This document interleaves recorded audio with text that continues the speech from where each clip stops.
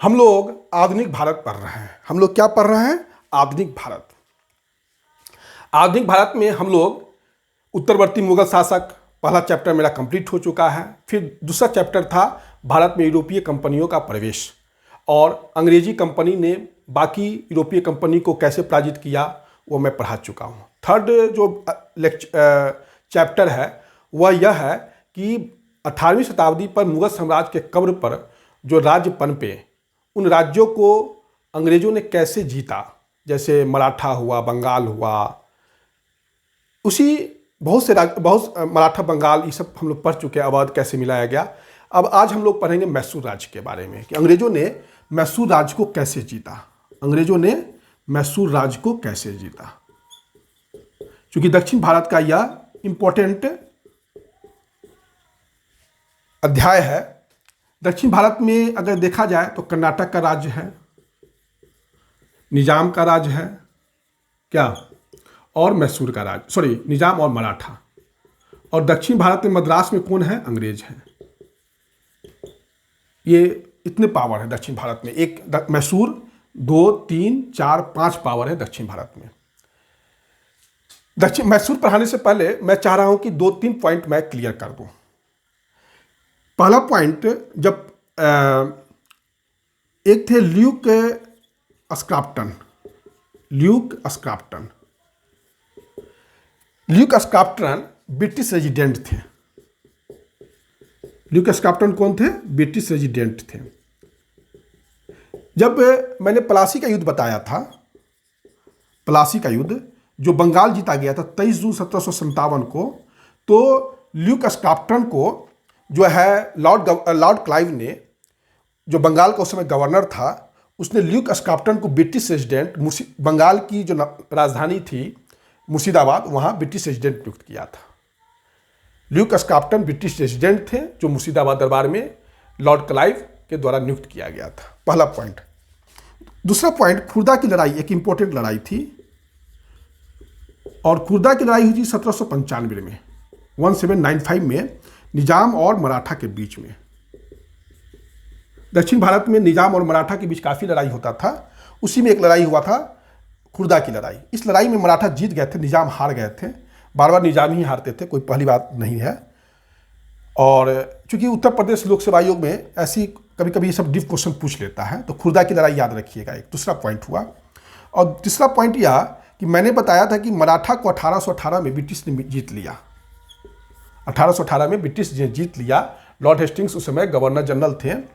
तो जब governor general थे तो इन्होंने क्या किया कि जो उस समय के पेशवा थे बाजीराव द्वितीय, उनको तो भेज दिया कानपुर के पास बिठूर, लेकिन शिवाजी के एक वंशज को खोजा गया, और उसको जो है एक सतारा, जो मराठों की जो पेशवाओं की आरंभिक राजधानी थी मराठाओं की, वहाँ पर जो है सतारा में इनको शिवाजी के वंशज को गद्दी पर बैठा दिया गया, और मराठा उसके साथ जो है एक संधि कर ली गई 1818 में।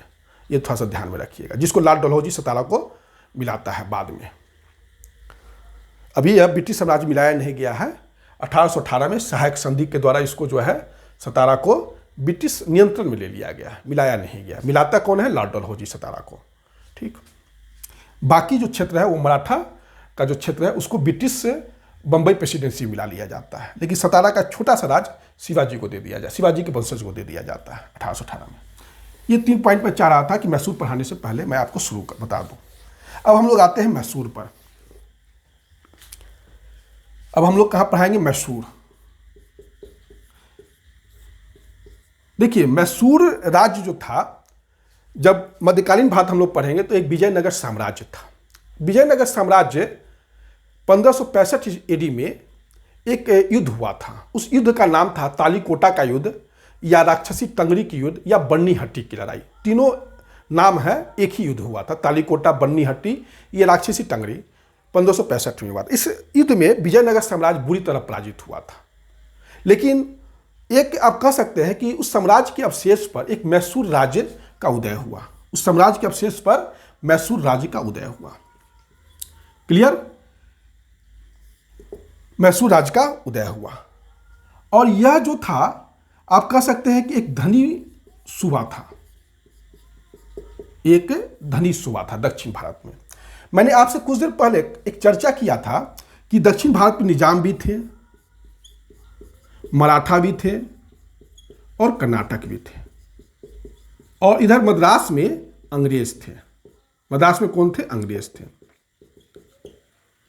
अब निजाम, मराठा, कर्नाटक सभी चाहते थे कि हम अपना साम्राज्य का विस्तार करें। इधर मद्रास में अंग्रेज भी चाहते थे कि हम विस्तार अपना करें, क्योंकि अब दक्षिण भारत बंगाल को 1757 और 1764 का जो युद्ध हुआ, प्लासी की लड़ाई और बक्सर का युद्ध, और फिर इलाहाबाद की प्रथम संधि 1765 में हुआ 12 अगस्त 1765 को, और इलाहाबाद की दूसरी संधि 16 अगस्त 1765 को, तो बंगाल जो है और अवध एक तरह से समझिए कि ब्रिटिश आश्रित राज्य हो गए।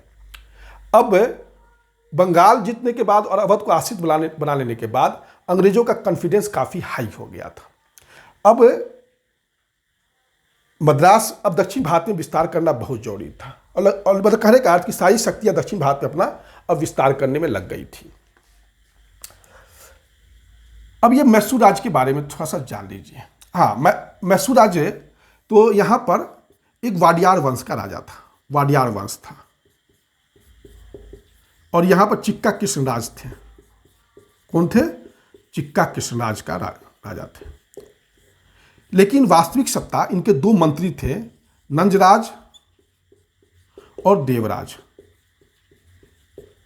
नंजराज को सर्वाधिकारी भी कहा जाता है, सर्वाधिकारी, और देवराज को दुलवई कहा जाता है।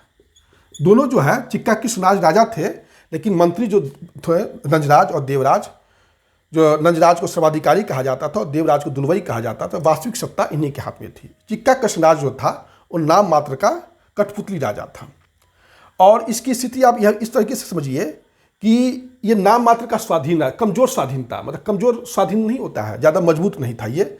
और मुगल साम्राज्य का भी नाम मात्र का यहाँ प्रभाव था, चाहे आप कह सकते हैं कि नहीं प्रभाव था। जैसे हैदराबाद पर भी मुगल साम्राज्य का कोई प्रभाव नहीं था, कर्नाटक पर भी कोई प्रभाव नहीं था, मराठा पर तो था ही नहीं। उसी प्रकार मैसूर पर भी कोई मुगल साम्राज्य का कोई प्रभाव नहीं था। मैसूर अंग्रेज क्यों जीतना चाहते थे? क्या इंपॉर्टेंस था मैसूर का? तो मैसूर, पहला चीज था ये कि अब बंगाल जीता जा चुका था अभी तक, अब दक्षिण भारत में ही विस्तार हो सकता था, और दक्षिण भारत में ये शक्तियां इतनी थी। मैसूर जो था वो मालाबार तट से सटा हुआ था, और मालाबार तट जो है अरब सागर से के किनारे है, तो इससे जो है पश्चिमी विश्व के साथ व्यापार हो सकता था। मतलब मैसूर का जो तट है, समुद्री तट है, वो व्यापार के लिए काफ़ी अनुकूल है, और दो चीज़, काली मिर्च और इलायची का खेती यहाँ से काफ़ी आराम से हो सकता है। ये दो चीज़ यहाँ से काफ़ी मतलब आपको अवेलेबल था। तो अंग्रेजों का नज़र दो कारण से था, यहाँ पर मसाला जो काली मिर्च और इलायची है वो, और ये मालाबार तट जो है पश्चिमी विश्व के लिए व्यापार का एक अनुकूल जगह है। और दूसरी बात यह कि बहुत धनी सूबा था, जो मैंने आपको पहले ही बता दिया था। इन सब कारणों से अंग्रेज इसको जीतना चाहते थे। दूसरा बात यह कि मैसूर शक्तिशाली हो जाएगा तो कहीं मद्रास को चैलेंज ना कर दे, ये भी एक डर अंग्रेजों को था। तो इसलिए जो है मैसूर राज्य को जीतने का अंग्रेजों ने प्लानिंग की। अब कहानी कैसे शुरू हुआ वह मैं आपको बताता हूं।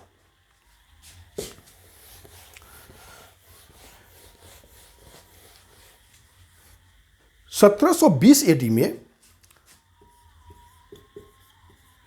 एक व्यक्ति का जन्म हुआ जिसका नाम था हैदर अली। हैदर अली के पिता का नाम फतेह मुहम्मद था। फतेह मुहम्मद था।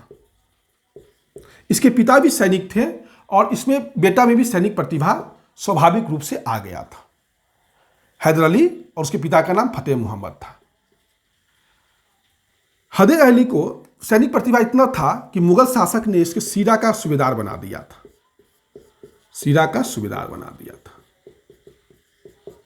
जो चिक्का कृष्णराज के मंत्री थे देवराज और नंजराज, इन्होंने क्या किया, इसको जो है डिंडीगुल का फौजदार बना दिया 1755 में।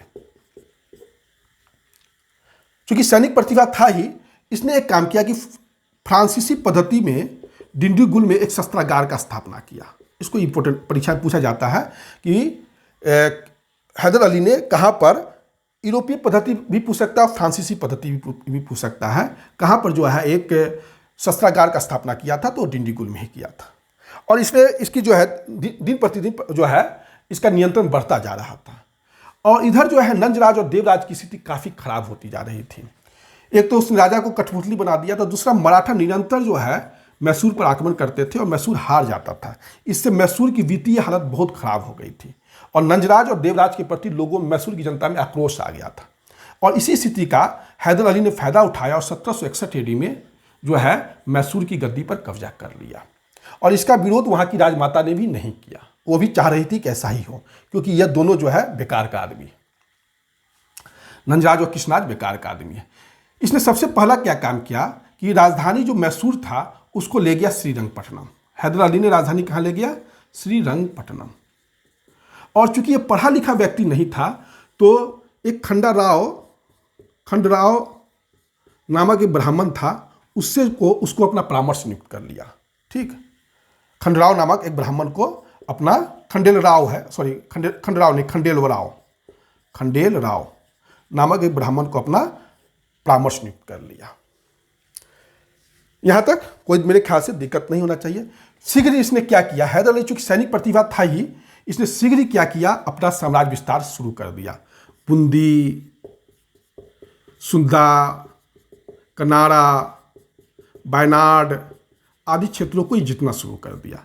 जब इस क्षेत्रों को ही जीतना शुरू कर दिया तो अंग्रेजी ईस्ट इंडिया कंपनी अब चिंतित हो गया और उसको लगा कि यह तो हैदर अली इतना तेज गति से प्रगति कर रहा है, कहीं यह मद्रास न जीत ले।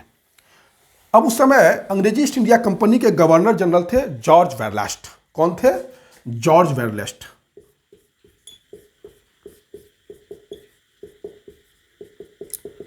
और 1767 और 1769 एडी में प्रथम आंग्ल मैसूर युद्ध हुआ। प्रथम आंग्ल मैसूर युद्ध हुआ।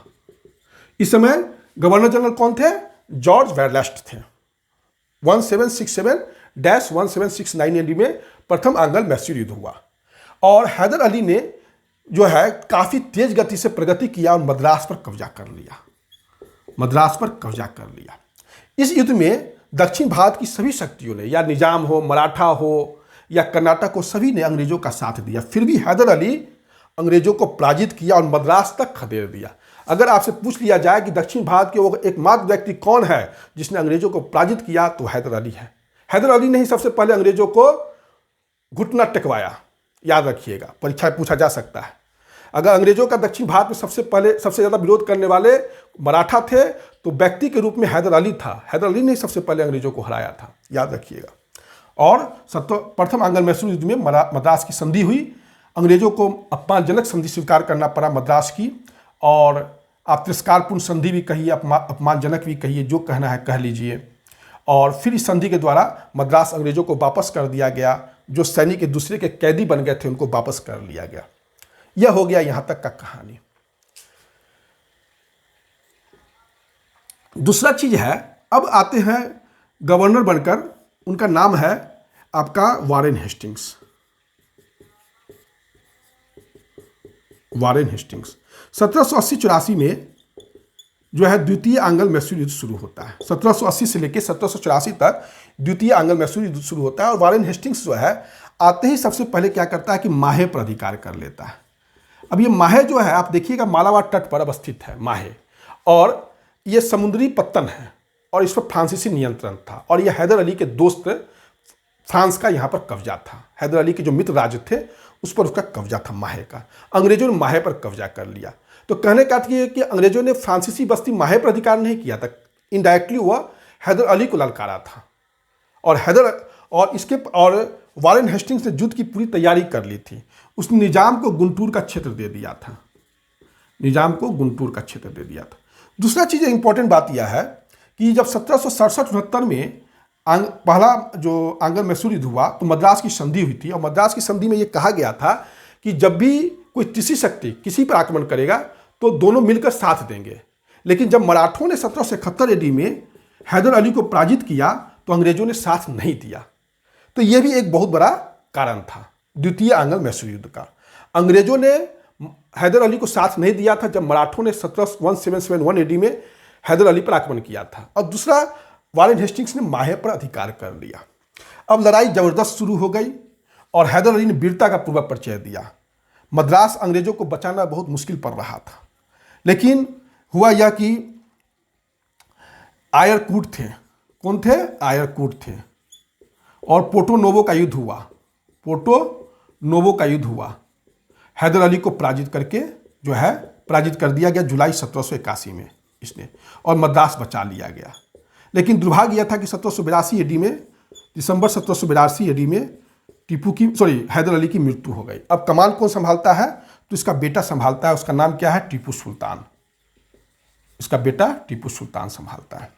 टीपू सुल्तान और हैदर अली ने इससे पहले एक काम कर चुका था। जब पिता हैदर अली जीवित थे, फ्रांस के सहयोग से इन्होंने क्या किया था? कर्नाटक की राजधानी अरकाट पर हमला कर दिया था और जीत लिया था, जब हैदर अली जीवित थे, पिता पुत्र दोनों मिलकर। लेकिन जब हैदर अली की मृत्यु हो गई तो हेक्टर मुनरो को टीपू सुल्तान ने, आप कह सकते हैं कि 1781 में ही पोलोनुरुरु के युद्ध में, पोलोनुरुरु 1781 में पोलोनुरुरु के युद्ध में टीपू सुल्तान ने हेक्टर मुनरो को पराजित किया। फिर से सुन लीजिएगा, पोलोनुरुरु के युद्ध में टीपू सुल्तान ने हेक्टर मुनरो को पराजित किया। यहां तक क्लियर होना चाहिए, है ना? लेकिन इसमें टीपू सुल्तान फिर कोई निर्णायक बढ़त नहीं ले सके, और जो है 1784 AD में टीपू सुल्तान को संधि करना पड़ा। उस संधि का नाम है मंगलौर की संधि। मंगलौर की संधि। यह सिंधु टीपू सुल्तान और किसके बीच हुआ था? तो मैकार्टनी, इधर एक तरफ अंग्रेज की तरफ से मैकार्टनी था और एक तरफ जो था टीपू था। 1784 में मैंगलोर की संधि हुई, और चूंकि 1782 में हैदर अली की मृत्यु हो गई तो 1782 से जो है कमान, मैसूर का शासक कौन बन गया? है टीपू सुल्तान बन गया। तो 1784 AD में जो मंगलोर की संधि हुई वह टीपू सुल्तान और मैकार्टनी के बीच हुआ, और टीपू सुल्तान ने यह स्वीकार किया कि मैसूर राज्य में अब अंग्रेज ईस्ट इंडिया कंपनी अपना व्यापार कर सकता है। 1782 में ही, द्वितीय अंग्ल मैसूर युद्ध में ही टीपू सुल्तान ने मैसूर का नवाबी संभाल लिया था, और दूसरा बात है कि उसके बाद नेतृत्व यही कर रहा था युद्ध का। दोनों चीज हो गया।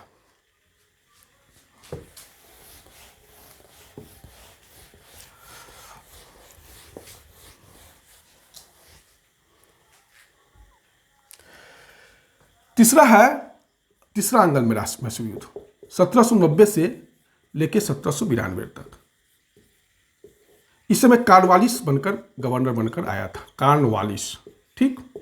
अंग्रेजी ईस्ट इंडिया कंपनी का कौन गवर्नर था? कॉर्नवालिस था। यह आया तो आक्रामक नीति शुरू कर दिया। सबसे पहले आक्रामक नीति शुरू कर दिया। कॉर्नवालिस ने क्या किया कि मित्रों की एक सूची जारी किया, लेकिन उस सूची में टीपू का नाम नहीं था। टीपू ने इसे अपना अपमान माना, पहला चीज। दूसरा चीज यह कि एक त्रावणकोर राज्य था। यह अंग्रेजों का संरक्षित राज्य था। अंग्रेज इस पर संरक्षण दिए हुए थे इसको। लेकिन टीपू का कहना था कि यह मेरे हिस्से का खरीदा हुआ है, तो हम जो है ये मेरा राज्य है, और त्रावणकोर के राजा पर हमला कर दिया। इसी कारण से तृतीय आंग्ल मैसूर युद्ध अब जो है शुरू हो जाता है। और कॉर्नवालिस ने क्या किया? निजाम को मिला लिया, मराठा को मिला लिया, सभी को, जो दक्षिण भारत की शक्तियां थी सभी को मिला लिया, और अंतिम में 1792 में टीपू को पराजित हो गया और श्रीरंगपट्टनम का संधि करना पड़ा। इस संधि के द्वारा टीपू को अपना आधा राज्य अंग्रेजों को देना पड़ा, पहली बात। और दूसरी बात कि 3 करोड़ रुपया युद्ध का हर्जाना देना पड़ा। और जब तक आप धन नहीं जमा दीजिएगा अंग्रेजों को 3 करोड़ रुपया, तब तक आपको अपने दोनों बेटा को जमानत के तौर पर अंग्रेजों के पास रखना पड़ेगा। इस संधि, श्रीरंगपट्टनम की संधि के बाद कॉर्नवालिस ने कहा कि हमने अपने दुश्मन को पंगु कर दिया और दोस्त को भी मजबूत नहीं होने दिया। यह कॉर्नवालिस का स्टेटमेंट था। उसके बाद 1799 में चतुर्थ आंग्ल मैसूर युद्ध होता है। 1799 में हुआ यह कि लॉर्ड वेलेस्ली भारत का गवर्नर जनरल बनकर आता है, और जिस दिन लॉर्ड वेलेस्ली भारत का गवर्नर जनरल बनकर जिस दिन भारत में आता है, उसी दिन टीपू क्या करता है कि फ्रांस से कुछ सैनिक आते हैं, उसका सम्मान कर रहा था और श्रीरंगपट्टनम में स्वतंत्रता का वृक्ष लगा रहा था, अपने आप को जैकोबिन क्लब का सदस्य बताता था और उसने अपने आप को नागरिक टीपू या फ्रांसीसी टीपू या स्वतंत्र टीपू कहना शुरू कर दिया।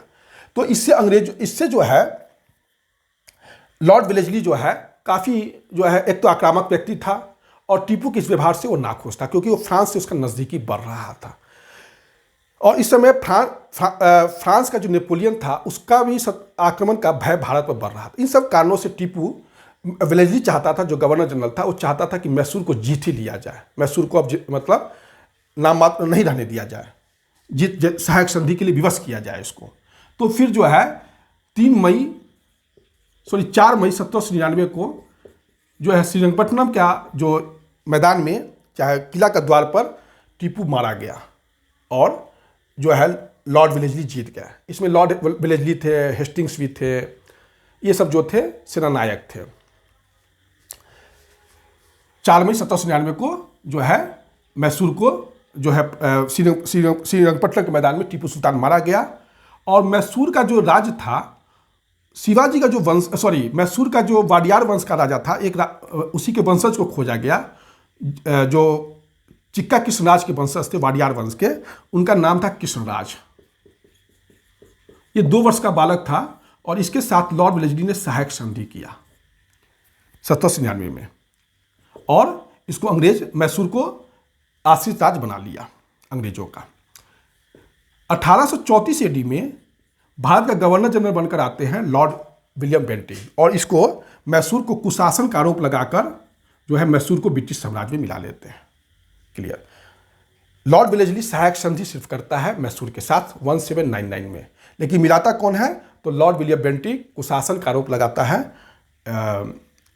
मैसूर पर और 1834 में मिला लेता है। उसके बाद कुछ हिस्सा निजाम को भी दे देता है मैसूर का क्षेत्र का और कुछ हिस्सा मराठा को भी दे देता है। और कोयम्बटूर हुआ, बैनाड हुआ, श्रीरंगपट्टनम हुआ, ये सब जो क्षेत्र है ये अंग्रेज अपने पास रख लेते हैं। मतलब मैसूर के राज्य को 3 भाग में बांटा गया। एक भाग जो है निजाम और मराठा को दे दिया गया, एक भाग जो है वाडियार वंश के वंशज को दे दिया गया और जो इम्पोर्टेंट हिस्सा था कोयम्बटूर, बैनाड, श्रीरंगपट्टनम, सेदनूर, ये सब का जो हिस्सा था अंग्रेज अपने पास रख लिए 1799 में। और 1834 में अंग्रेजों ने कुशासन का आरोप लगाया मैसूर पर, लॉर्ड विलियम बेंटिंग ने, और मैसूर को ब्रिटिश साम्राज्य में मिला लिया। यह हो गया आपका। जब लॉर्ड वेलेस्ली ने मैसूर को जीता तो इसको जो है ब्रिटिश सरकार ने इसको मार्क्विस का उपाधि दिया। मैसूर जीतने पर लॉर्ड वेलेस्ली को मार्क्विस का उपाधि मिला था। बहुत ही इंपॉर्टेंट चीज़ है, इसको याद रखिएगा। और जब लॉर्ड वेलेस्ली ने मैसूर को जीता तो इसने कहा कि पूरब का साम्राज्य अब हमारे पैरों के नीचे है। लॉर्ड वेलेस्ली का स्टेटमेंट था। और इधर टीपू सुल्तान का कहना था कि शेर की तरह जीना अच्छा है, कायरो की तरह नहीं जीना चाहिए। शेर की तरह का जीवन, एक दिन का जीवन अच्छा है, कायरो का 100 दिन के जीवन से बेहतर है।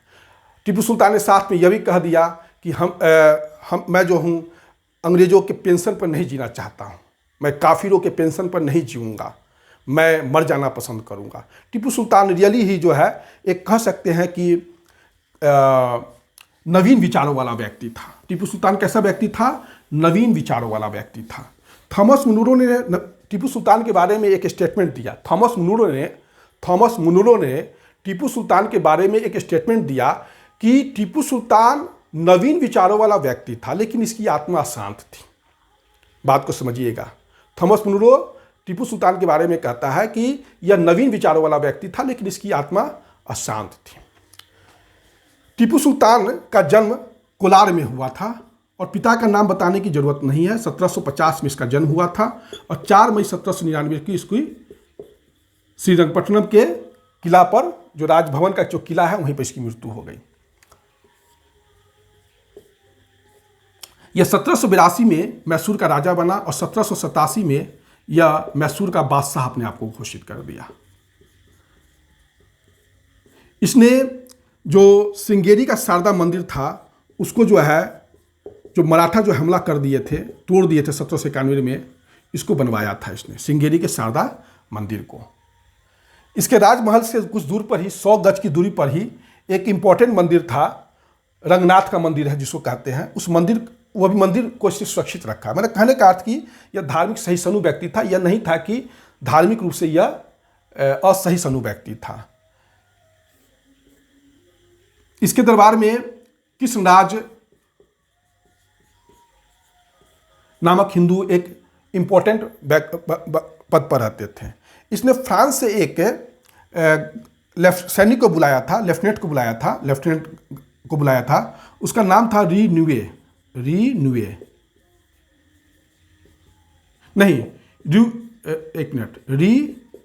रियूने। उसका नाम था, फ्रांसीसी सेनानायक था रियूने। उसको कहा कि मैसूर के लिए जो है नौसैनिक क्षमता का विकास करो, डॉकयार्ड बनाओ। और 3 डॉकयार्ड बनाया था इसने, मलियाबाद, वजीराबाद और मंगलौर में 3 इसने डॉकयार्ड बनाया था टीपू सुल्तान ने भू राजस्व 1/3 लिया। टीपू सुल्तान ने नवीन कैलेंडर जारी किया। इसने विभिन्न देशों में दूत मंडल भेजा और आधुनिक पद्धति पर जो दूतावास स्थापित किया। इसने पेगु, बर्मा, चीन, अदन, कुस्तुनतुनिया, फ्रांस, ये सब जो है देशों में अपना दूत मंडल भेजा और उससे अपना संबंध सुधारा। और यही कारण था कि वेलेस्ली जो है इस सब चीज़ों को पसंद नहीं करता था, और खासकर इसका जो निकटता फ्रांस के प्रति था। इसने फ्रांसीसी स्वतंत्रता का वृक्ष लगा दिया था श्रीरंगपट्टनम में। जैकोबियन क्लब का अपने आप को सदस्य घोषित कर दिया था। उसके बाद इसने अपने आप को नागरिक टीपू कहलाना पसंद किया। इसने जो है नवीन मुद्रा जारी किया, नवीन जो है वाणिज्यिक विभाग का गठन किया। इसने जो है काफ़ी काम किया टीपू सुल्तान ने, और ये दक्षिण भारत का एक महान राजा था। यह वीडियो अब लंबा हो रहा है, और जो भी अब इसमें कुछ मेरे ख्याल से ये दक्षिण भारत मैसूर राज्य जो है ब्रिटिश साम्राज्य ने कैसे जीता, यह मैं आपको क्लियर कर दिया हूँ। अब जो है नेक्स्ट राज्य के साथ अब नेक्स्ट वीडियो में हम प्रस्तुत होंगे। धन्यवाद।